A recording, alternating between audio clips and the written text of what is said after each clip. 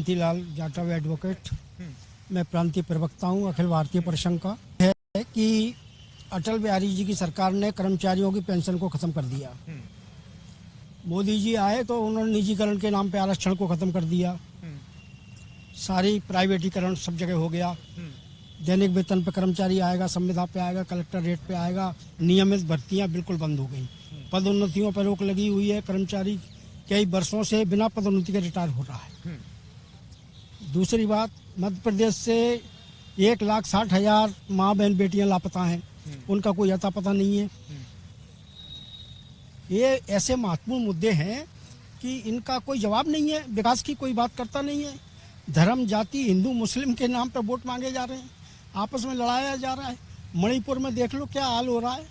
पर आप बताइए, ये बात सही है कि आप जो कह रही हैं तमाम मुद्दे मौजूद हैं, लेकिन फिर हल कहाँ है? हल तो अब कांग्रेस आएगी तब कुछ राहत मिल सकती है लोगों को। महंगाई क्या हल हो रहा है महंगाई का? ठीक है, सब कांग्रेस आएगी तो राहत मिलेगी। आपकी भी बात ले लूं, आपको लगता है, और मैं फिर आप पर लौटूंगा क्योंकि तमाम वो जो बातें आई थी, क्या मुद्दे इन्होंने जो गिनाए उसके अलावा आपको लगता है कि नहीं मुझे ग्वालियर की सियासत में आपको दिखाई दे रहे हैं जिन पर बात होनी चाहिए और खूब होनी चाहिए? देखिए, बिल्कुल होना चाहिए और बात स्पष्ट होना चाहिए और खुल के होना चाहिए।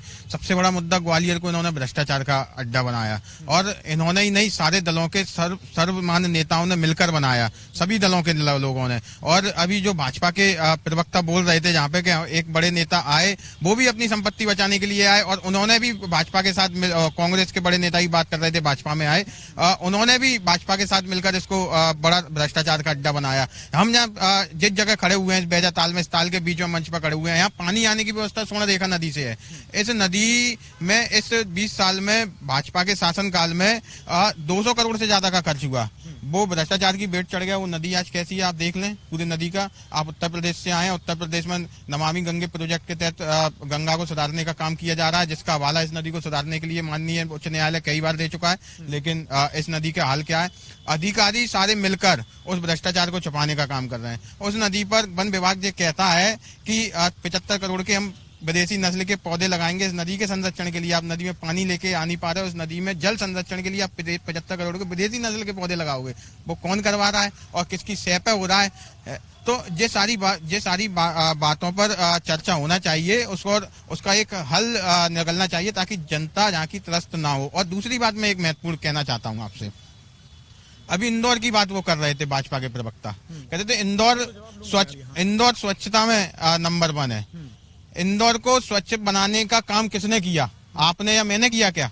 या यहाँ जितने लोग यहाँ वक्तव्य देने आए उनने किया, अमर उजाला ने किया, आज तक ने किया, किस बड़े न्यूज चैनल ने किया, या किस बड़े व्यक्ति ने किया, किस बड़े नेता ने किया? वो किया स्वीपर समाज के लोगों ने, जो सफाई करने का काम करते हैं, दिन रात सड़कों पर सफाई करने का काम करते हैं। और जहाँ ग्वालियर से आप सियासत की बात कर रहे हैं तो बात फिर वो भी होगी कि ऊर्जा मंत्री के घर के पास 2 बाल्मीक लड़के सफाई करने के दौरान गटर में सफाई करने उतरते हैं, उनकी मृत्यु हो जाती है। आज तक उन्हें 1 करोड़ रुपए का मुआवजा देना था, वो 10 लाख की घोषणा हुई थी, 1 करोड़ की मांग हुई थी, आज तक मुआवजा नहीं हुआ।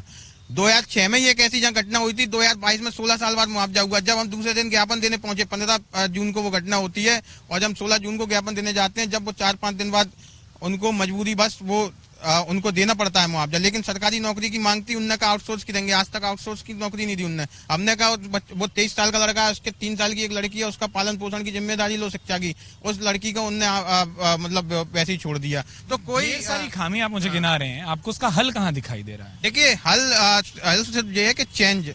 20 साल से जो तानाशाही जहाँ उत्पन्न हुई है, और उस तानाशाही को जब तक हम बदलेंगे नहीं, मैं स्पष्ट तौर से कह रहा हूं कि मध्य प्रदेश में निर्वाचित तानाशाही काम कर रही है। वो बेरोजगारी के लिए काम कर रही है, उनको रोजगार के लिए काम करना था। वो भुखमरी के लिए काम कर रही है, उनको दिशा और दशा सुधारने के लिए काम करना था। भुखमरी की अभी भाजपा के प्रवक्ता कह रहे थे कि कृषि में उन्नति का काम हुआ। 4% कृषि सरप्लस में चल रही थी साहब इस देश की, और वो 4% का हिस्सा मध्य प्रदेश का भी था कोरोना जब लगा। लेकिन जब इन्होंने देखा कि जो 4% सरप्लस में कृषि डिपार्टमेंट चल रहा है, तो उसको बर्बाद करने का काम जब देश की सरकार ने किया, तो मध्य प्रदेश की सरकार, वही भाजपा सरकार, उनकी सहयोगी बनी हुई थी। हम लोग यहाँ किसान आंदोलन लेके बैठे हुए थे। एक बात करेंगे कृषि की। अगर आप ये वीडियो YouTube पर देख रहे हैं तो हमारे चैनल को सब्सक्राइब करें और बेल आइकन को दबाना ना भूलें। अगर आप Facebook पर ये वीडियो देख रहे हैं तो हमारे पेज को लाइक करें।